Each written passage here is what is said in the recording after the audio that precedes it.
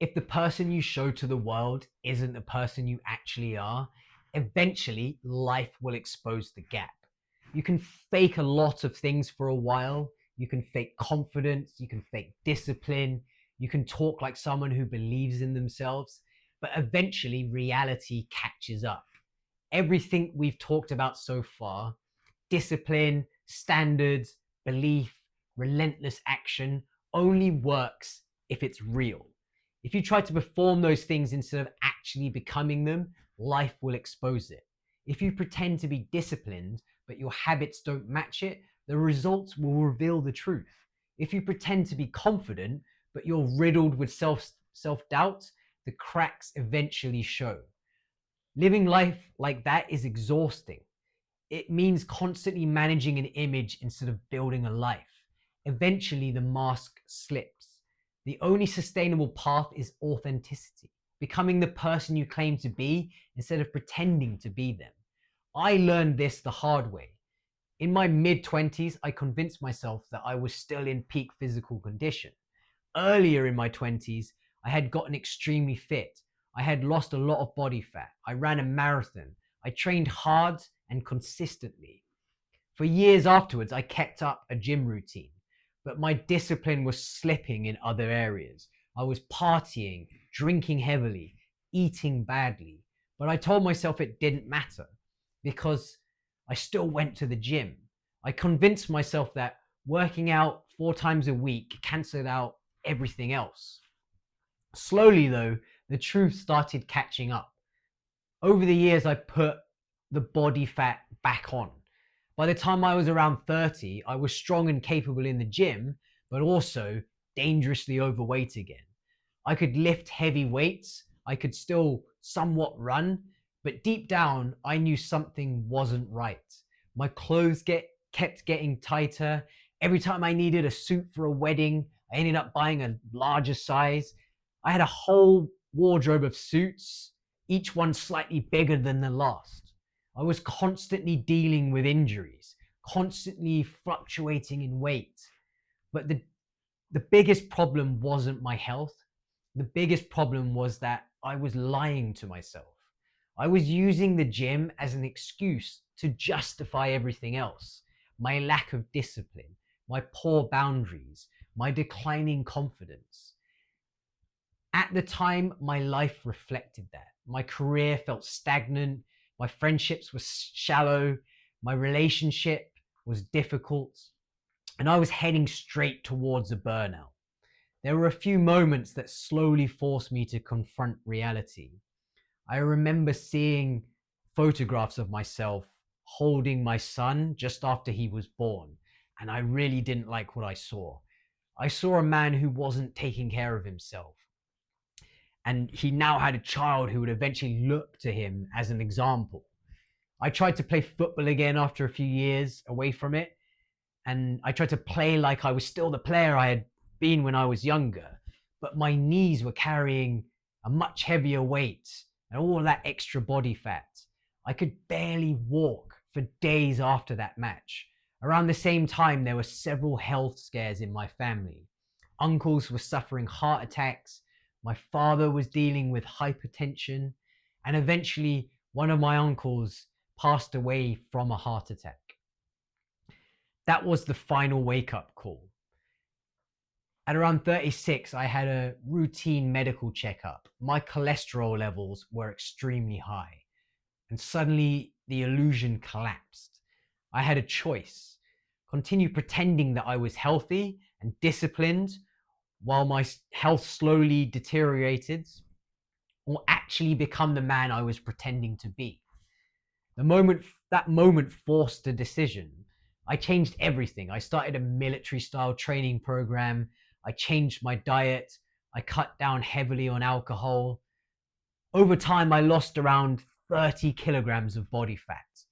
The man who once looked at that photograph with his son, with regret and disappointment, eventually became the fittest and strongest he had ever been.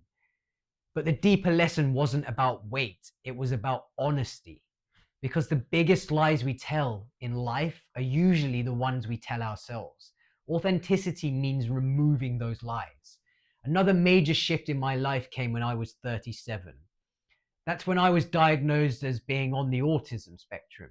For most of my life, I had been navigating the world without understanding why certain things felt harder for me than they seemed for almost everyone else. Small talk, social cues, knowing how often to check in with friends, understanding the rhythm of conversations. I spent years trying to imitate what seemed normal, learning how long to hold eye contact, learning how to mimic social behaviors, trying to act like everyone else. I didn't realize how exhausting it was.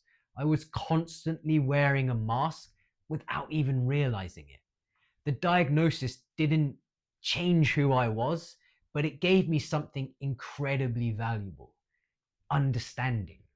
It allowed me to stop fighting parts of myself that weren't broken. It allowed me to own who I was, strengths, quirks, limitations, and all. And strangely enough, that honesty created more confidence than pretending ever did. Authenticity isn't about broadcasting every weakness or announcing every flaw. It's about alignment. It's about closing the gap between who you really are and the person you show to the world. When that gap disappears, life becomes simpler. You stop performing, you stop pretending, you stop wasting energy trying to control how everyone sees you. And something interesting happens when you live this way. People trust you more. Humans are remarkably good at sensing authenticity. Even if they can't explain it logically, they just feel it. They can tell the difference between someone who is confident and someone who is performing confidence. They can tell the difference between someone who believes what they say and someone who is repeating things that they think they should say. Authenticity is attractive because it's rare. Most people spend their lives trying to fit in, adjusting their personalities, changing their opinions depending on who they're around, trying to be the version of themselves they think will be most accepted. But the people who command real respect, they just don't do that. They simply are who they are. They don't try to craft a persona. They live in alignment with their values and beliefs. And that alignment creates trust. When you try to build a life around a facade, a few things eventually happen. First, it becomes exhausting. You constantly monitor yourself, trying to control how others perceive you. Second, it creates internal conflict. Your actions stop aligning with your true values, and deep down you feel that tension. Third, people eventually notice the inconsistencies. No one can maintain a performance forever. And finally, relationships become shallow because when people connect with the fake version of you, real connection becomes impossible. Eventually, the entire structure collapses. That's why authenticity is so powerful. It removes the performance. It allows you to build relationships, careers, and reputations on something real. A lot of people misunderstand confidence. They think confident people never admit weakness. They think confidence means pretending to have everything figured out. But the opposite is often true. Real confidence is the ability to say, I don't know the answer yet. I made a mistake. I'm nervous about this, but I'm going to do it anyway. Weak people hide behind facades. They create exaggerated images of success, intelligence, or toughness because deep down they feel like frauds. Strong people don't need to do that. They own their strengths, they own their weaknesses, and that honestly makes them far more trustworthy. Another trap people fall into is trying to please everyone. They adjust their opinions, they soften their beliefs, they reshape their personality depending on who they are around. But that's a losing strategy. You cannot please everyone. No matter what you do, There will always be people who disagree with you. There will always be people who dislike you. So you have a choice. You can constantly adjust yourself to avoid criticism, or you can be yourself fully and accept that some people just won't like it. The irony is that people who try hardest to be liked often end up being trusted the least. People, because people sense when something is not genuine. On the other hand, people who are comfortable in their own identity tend to command respect, even from those who disagree with them. Developing authenticity takes time. Eventually, if you spent years trying to fit into other people's expectations, it starts with understanding your values. What matters to you? What kind of person do you want to become? It requires learning to rely less on external validation. The more your identity depends on approval from others, the easier it is to lose yourself. It often requires owning both your strengths and your weaknesses. You don't have to be perfect. You just have to be honest. It means speaking the truth when it matters and occasionally asking yourself a difficult question. Am I doing this because I want to or because I think I'm supposed to? Authenticity isn't about becoming someone new. It's about removing everything that truly isn't you. Because in the long run, there is no sustainable alternative.